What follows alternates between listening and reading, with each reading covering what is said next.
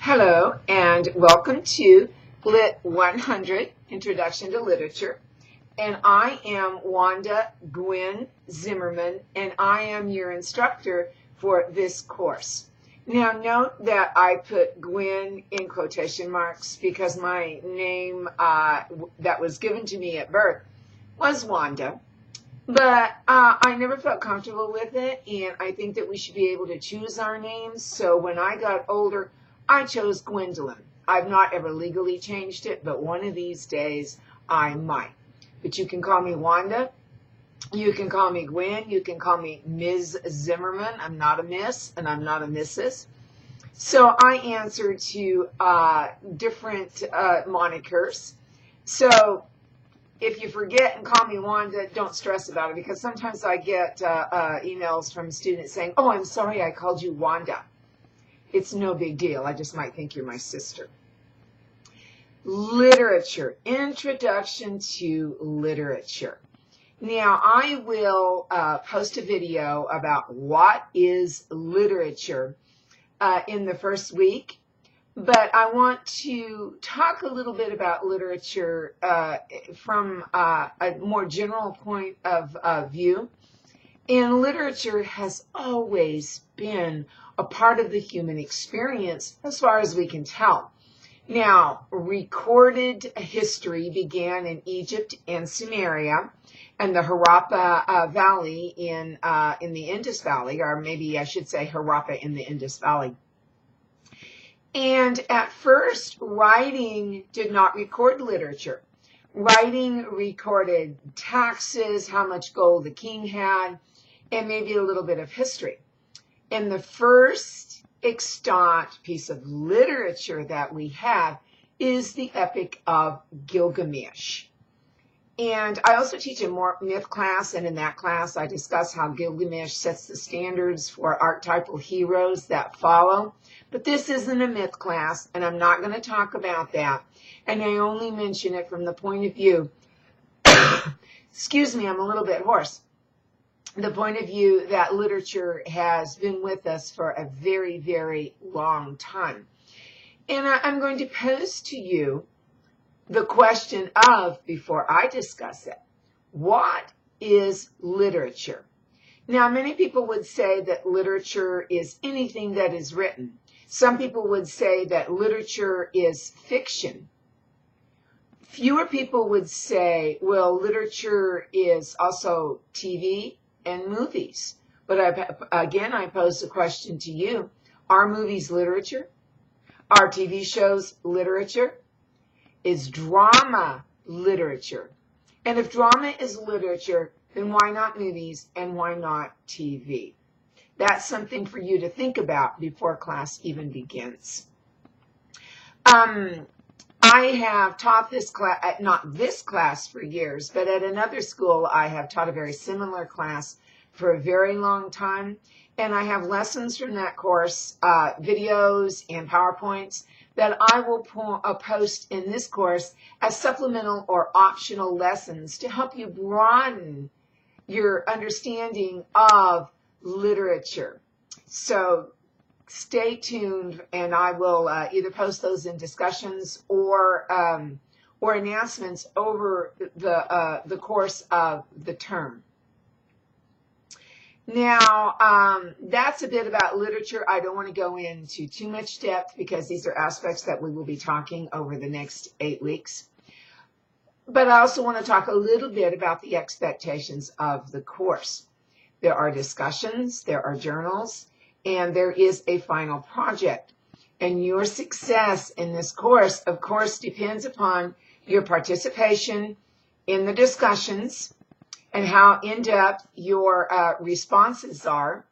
It also depends upon how well you follow the prompts for journals and for the final paper. And there will be milestones leading up to that paper.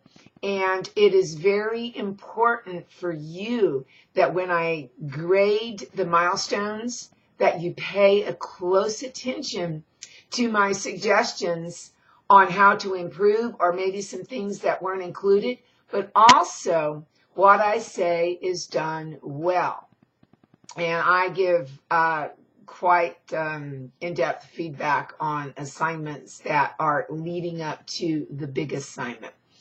I did post my instructor policies, and they include that, or they explain, I should say, that minimum work is not a work. It's not exemplary.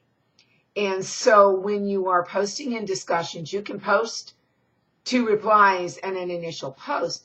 But if they are brief, or even if they carry the, even if they have the minimum requirements as outlined on the rubric, they might not get exemplary.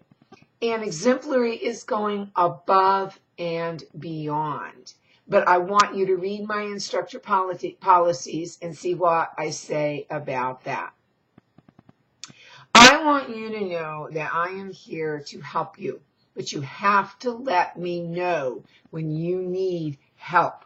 You have to ask questions, because I don't know what your question is if you don't ask it, and I cannot give an answer. And sometimes students will send emails to me or ask a question in the general forum, and I heartily invite you to do that, encourage you to do that. And they'll say, well, this is probably a silly question, and let me judge that. And I'm not going to say there are no silly questions, because yeah, there are. But in conjunction with this class, I doubt that there are very few silly questions. So keep in touch with me. Let me know when you're experiencing a problem so I can help you. And by the way, when you post in the general forum with a question, there might be other people that have that same question, but you are certainly invited to email me as well. I'm trying to think if there's anything else that I need to tell you right now. And the only thing that I'm going to add is that if you are not an English major and you are taking this to fulfill an elective, or if you're brand new, even if you've taken a lot of English classes in high school or even at another school, you might have a little bit of worry and trepidation because you feel like you don't know enough. That's why you are in this course. If you were an expert on aspects of literature, you would be sitting here facing this camera instead of me. Or I shouldn't say instead of me, but maybe for another class. I don't expect you to be experts, but I do expect you to participate in discussions. I expect you to do your journals. And I expect you to read the prompts and understand them. And if you don't, ask me. I expect you to do the milestones. And I expect you to keep in touch with me. And I know I keep reiterating that, but I guess that's important if I have mentioned it this often.